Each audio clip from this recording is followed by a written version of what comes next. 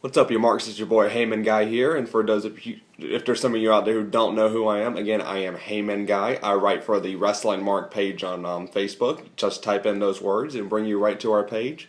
We'd appreciate all the likes we can get, as we appreciate all our fans. So now, those of you that do like the page, you saw that I was going to do my first Raw review today, and that's exactly what we're here for. So I'm going to hit each segment and give you. Well, let me correct. I'm going to hit most segments, one or two I left out, but I'm going to hit them. I'm going to give you my thoughts on them and just things of that sort. So let's get this started off. The first segment of the show it started off with a John Cena promo, which, be honest, anytime the Authority doesn't open the show, I'm pretty happy. But Cena came out and for once he was serious. He was serious and passionate, which I like that John Cena. When he's not trying to be the goofy comedy guy, I enjoy him. Here he was very serious. The way he talked, he was almost scared of Brock Lesnar, but in a good way. What it made me think of is having been an athlete all through high school. It made me think of going to play that team that no matter how hard you play, they're going to get their points. They're going to get their runs. But so you're going to get your butt kicked a little bit, but you just got to keep fighting and fighting and fighting if you want to beat that team. And that's exactly what that made me think of.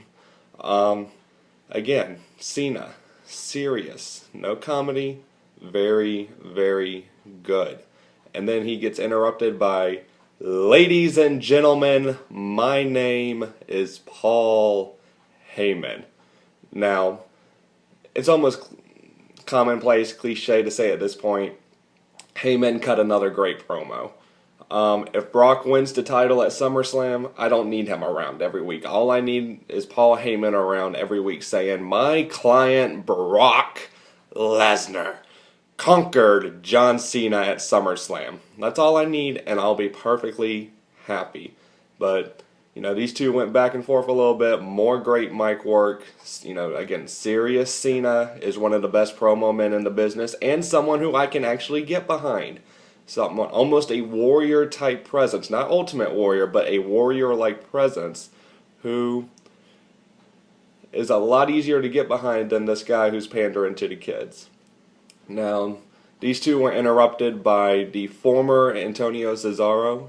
I say that because I've had a tough time dropping the Antonio. But Cesaro came out and cut a basic promo. We know promos are his strength, where he basically said, "I'll wrestle circles around you, Cena. You can't wrestle." Which that leads me to something I want to address. I want to address the Cena can't wrestle stuff. I've always found that to be a big crock of BS. Is John Cena a technical wizard on the level of the likes of Chris Jericho, Chris Benoit, Daniel Bryan, CM Punk? No, he's not. Neither was Steve Austin, neither was The Rock, neither was Mick Foley. They each had their own distinct styles. Cena puts on very good matches, okay? At the end of the day, Cena, although it's been with the likes of Shawn Michaels, HBK, I've seen him put on too many great matches and have good matches with the likes of Bobby Lashley and the great Khali. That's right, Khali had a good match or two in his career. That's about it. But John Cena can wrestle. I just wanted to hit on that real quick. Him and Cesaro had a very good match. Cena wound up winning with an attitude adjustment off the top rope. Now, obviously, I'm a Cesaro fan. I would have liked for him to win, but I felt both men looked strong here. Cena was able to get the victory, and it took a attitude adjustment off the top rope to beat Cesaro. Cena wasn't able to lock in the STF. He wasn't able to hit the attitude adjustment normally. He had to go to the top rope and hit one from there to beat Cesaro. So I thought both men looked strong. It was nice to see Cesaro use the swing after reports came out this week that WWE had banned him from using the swing. So either that was BS or him and Cena decided to do that on their own. I'm not sure. And I liked, please correct me if I'm wrong, but I think Cesaro debuted a new submission after that swing tonight. And the best way I can think to describe it is he had Cena's legs like they were in a Texas cloverleaf position almost, and he combined it with an ankle lock. I thought it was a very good looking submission. If he's done it before in WWE, please let me know. But again, very good match that I thought made both men look strong.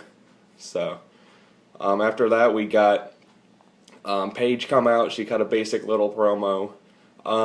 I think she's still evolving. You know, here she kind of did the I still consider AJ my best friend thing. And, you know, I'm young and stupid and I made a mistake last week. You know, which it was good. It was fine. But she's still evolving. I think she'll eventually, now if you watched NXT, you saw the anti-diva character. Okay, I think that's eventually what she's going to turn into, is that anti-diva character who's kind of a witch. I try not to cuss in these videos. She's kind of a witch. And she doesn't really have any interest in getting along with anyone. So, but AJ came out, interrupted her, and basically said, you know, if you have something to say it to my face. I don't play little girl games. And then Paige dropped that word crazy, which of course caused AJ to lose her mind, and she attacked Paige. So I enjoyed this little segment. I like where this is going towards SummerSlam. And I think now with Paige as the defined heel, they can have a much better match at SummerSlam. And I think people will get invested into it. Now, regarding this segment, last thing I want to say, people, quit chanting CM Punk. The guy left, is it 6-7 months ago now? His contract is officially up. He's not coming back, and it's disrespectful when someone else is out there trying to do their job for you to chant the name of a wrestler who left the company 6 months ago. Drop it. Either chant AJ, chant Paige. Don't chant for someone who's not in the company anymore. Please, I beggeth you, please. Man. Now, next, Triple H and Stephanie came out. Triple H, you know, basically defending his wife's honor. You know, you people like that she was arrested last week. You people found that funny. You know, and then they eventually, they're calling Brie Bella out.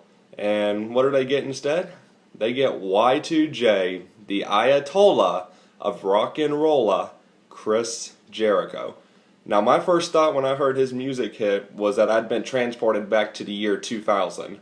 I mean, I got exactly what I wanted out of this segment. I wanted Chris Jericho to call Stephanie McMahon a dirty, disgusting, brutal, bottom-feeding, trash bag hoe. That's it. That's all I wanted out of this segment, and I got it. So, was it an easy thing to do to put these three together? Yes.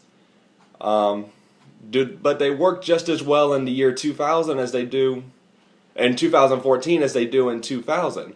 And obviously, I don't think it's going to happen, but I would love to see one more feud between Triple H and Chris Jericho.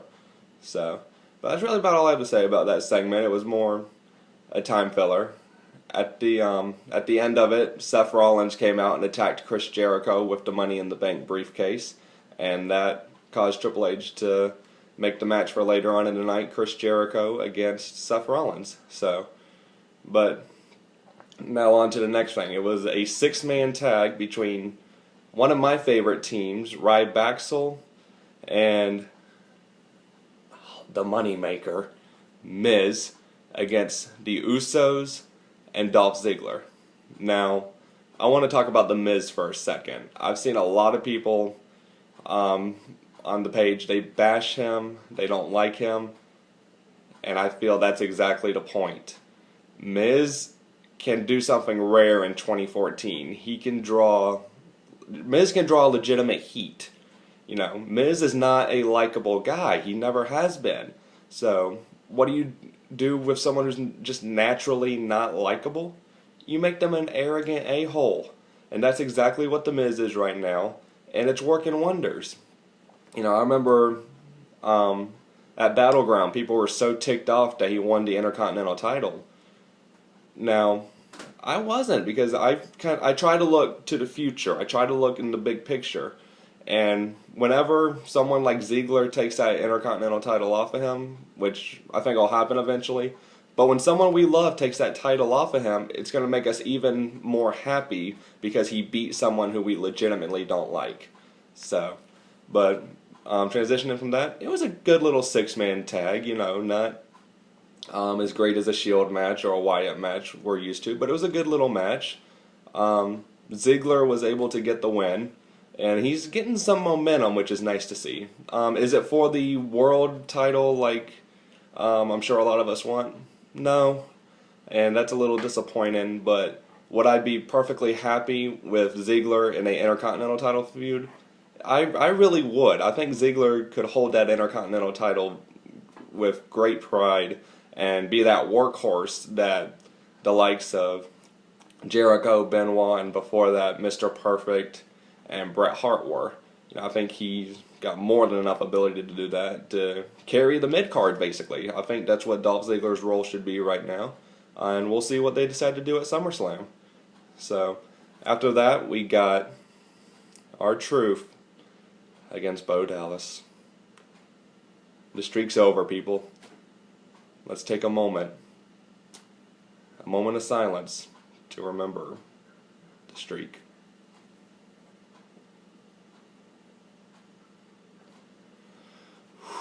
Thank you. I needed that. This seems like it should have been a little bit of a bigger deal. I know it was just a little silly 17 and Bo streak, but it feels like it should have been a bigger deal than just an R-Truth quick roll-up. With that being said, I will admit it was very nice to see Bo Dallas's vicious side come out afterwards. He beat the tar out of R-Truth. It was entertaining, and I kind of liked what he did. He's this guy who he's very capable of beating the crap out of you, but then at the end of it, he's gonna put a big old smile on his face. So, did R-Truth win the match? Yes. But was he walking away at the end of everything? No. So Bo Dallas got to do a victory lap, and he was the one left standing at the end. So you tell me who won in that matter. Let's see. Next up, you had Lana and Rusev, basically cutting the same promo they've been cutting since they got caught up. Mother Russia is great. We have a strong leader in Vladimir Putin. Poor impression, I'm sure. Zeb came out, and to be honest, this promo lost me when he said, America represents pickup trucks, beer, and pretty women. Yeah, I don't think that when I see the American flag. I felt that's where the promo got very cliche. With that being said, they do need to change some stuff up, but I'm enjoying this Swagger and Rusev feud just because there's something about seeing two big bulls just going head to head against each other. It's fun to watch a technical masterpiece, with the likes of Cesaro, Daniel Bryan, but there will always be something about two big guys just pounding the crap out of each other. There's always going to be something about that. So, I'm enjoying this. We'll probably get a flag match at SummerSlam, which should be good. Now, next up, we were supposed to get Roman Reigns against Kane. What we got was so much better than that match would have ever been. Randy Orton attacked Roman Reigns and he proceeded to give Roman Reigns a vicious beating. This reminded me almost of the Randy Orton who was going around punt kicking people in the head a few years ago. He gave the guy a brutal beating. He DDT'd he DDT'd Roman off the barricade onto the floor. And he RKO'd him not once, because the first time the announce table didn't break. Second time, Randy went over there with passion in his eyes, and he was determined to break that announce table. So he RKO'd Roman from the announce table, through the announce table, and it was great. Now, after that, I am really invested into Roman Reigns and Randy Orton at SummerSlam, and I'm really looking forward to it, you know. And I think this was good for the Reigns character. It made him vulnerable. You know, it seems like for weeks now, at the end of every Raw, or at the end of every one of his segments, he hits a bunch of Superman punches, he hits a bunch of spears, and he's the one standing tall at the end. You know, this makes him appear vulnerable. He's not Superman, you know. If Roman Reigns is going to be the next guy, we don't need John Cena Jr., you know. Stone Cold always felt vulnerable. You knew he could be beat. Roman Reigns needs to feel vulnerable also. With that being said, again, these two should put on a good match at SummerSlam, and I'm looking forward to it. After this, we got Fandango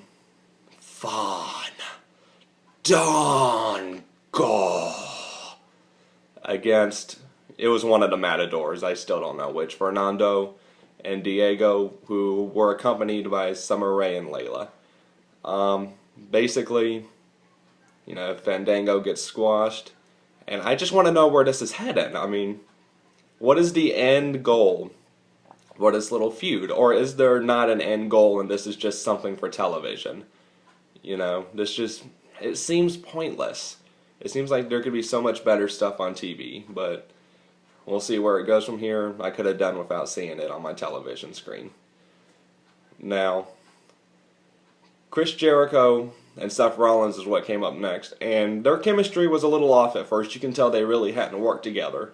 But as the match went on, it got better and better, and I was really enjoying it. And then the Wyatts' little deal hit, and for the first time, maybe since their debut, I did not like the Wyatts. I saw them as heels. Now, when I say I didn't like them, I mean that in a good way. I wanted to boo them. They had interrupted a great match, which I was really enjoying, and came out and beat up Chris Jericho. For the first time, I felt these guys, they drew some good heel heat. You know, Bray wasn't, as much as I enjoyed it, Bray wasn't conducting the crowd and he's got the whole world, or he wasn't trying to get chants. He was a heel, and it was great. And I think these two will have a much better match at SummerSlam than they had at Battleground. So, and after that, we got the final segment of the night, Stephanie McMahon and Brie Bella. Now, Steph came out to the ring, and, you know, she's crying, and she's talking like this, and it was a little rough, but I was okay with it. It's professional wrestling. I'm not expecting an Oscar-worthy performance, you know, it was fine.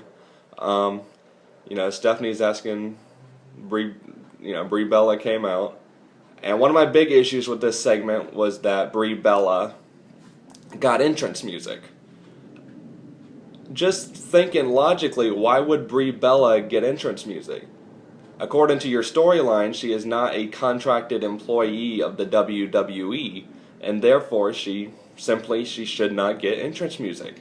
That didn't make sense to me, but whatever. Again, it's professional wrestling. I can't get too mad about things like that. Stephanie carried this segment. Brie, it was obvious her mic skills were very limited. It was basically, she would just hit one big word. That's about it. Like, Stephanie, I think you are a witch. Again, I don't like to cuss. Stephanie, I think you are going to hell. That's it. That's the extent of her mic skills, but it worked here. Brie started to walk away, and then Stephanie said, you know, what if I give Nikki a raise? Then will you drop the charges? She said I can work with that. But then she wanted more. She wants her job back. Stephanie acts like she can't do that, and then she gives in. And then Brie says she wants one more thing, and that she wants a match with Stephanie at SummerSlam. Stephanie, she goes on to say, you know, Brie, I haven't competed in 10 years, which for those of you that remember, the last match she competed in was one of the most uncomfortable things to ever watch. It was her against her father, Vince McMahon, in an I Quit match. And it was, it was just really odd to watch. You know, it was different watching Shane and Vince, but Vince and Stephanie was weird to watch. But Stephanie says, you know, I can't do that, but so Brie goes to walk away, and she stopped on the apron, and as soon as she stopped on the apron, I could tell something was up. You know, Stephanie's still doing the whole crying. You know, if you want the match, then I can give you a match. She proceeds to slap the taste out of Brie Bella's mouth and basically says, Brie, you are now my... I'll use it once. Brie, you are now my bitch. You know, Stephanie's turns around from Brie. She starts doing the yes thing. And Brie attacks her. And we got appearances by Fit Finlay, Joey Mercury, and Jamie Noble. Now, I don't know about y'all, but I loved the Jamie Noble and Nydia group back in the day. Every time I see Jamie, all I can think is, this is Jamie Noble and this is my girlfriend Nydia. Nydia. So, I just want to see Jamie Noble wrestle another match or two. I really do. But Stephanie and Brie proceeded to brawl, and it was entertaining. You know, if you would have told me earlier in the day that Stephanie McMahon and Brie Bella would have closed out Raw, I wouldn't have believed you. But it worked here. It worked very well. This is one of their hottest angles, and I thought it was a great way to close the show. Now, I was reading through some things, and I noticed that some people, they absolutely hated the fact that the Divas closed the show. They could not deal with the fact that the women were closing the show, which to that I have a couple things to say. It's one of the hottest angles in the company right now. You know, you weren't going to end with a Cena-Heyman promo. That was a much better way to start the show. So with this being one of the hotter angles on the show right now, I thought it was a perfect way to end. And as far as it being a Divas issue, it's still a continuation of the authority against Daniel Bryan. That's all this really is. It's just a continuation of that. And with that being said, if Daniel Bryan is physically capable, I would like to see him in his wife's corner at SummerSlam. At this moment, Triple H doesn't have a match. He could be in Stephanie's corner. And if Bryan is just able to throw a couple punches or a couple kicks, that's it. He doesn't need to take any punishment. He certainly doesn't need to take a pedigree or anything like that. I would like for him to be out there by his wife's side. But that's how we closed up Raw. On a 1 to 10 scale, I would probably give this show somewhere between a 7.5 and an 8. I very much enjoyed it. There were some great promos, some very good matches. So, you know, obviously on the build to WrestleMania or SummerSlam, it's usually pretty good. So hopefully it keeps up. And Raw next week just continues to build towards the second biggest show of the year. So, guys, thank you for watching my first Raw review. If you have any comments, please leave them below. Until next time, I'm Heyman Guy, and you marks, keep on marking out.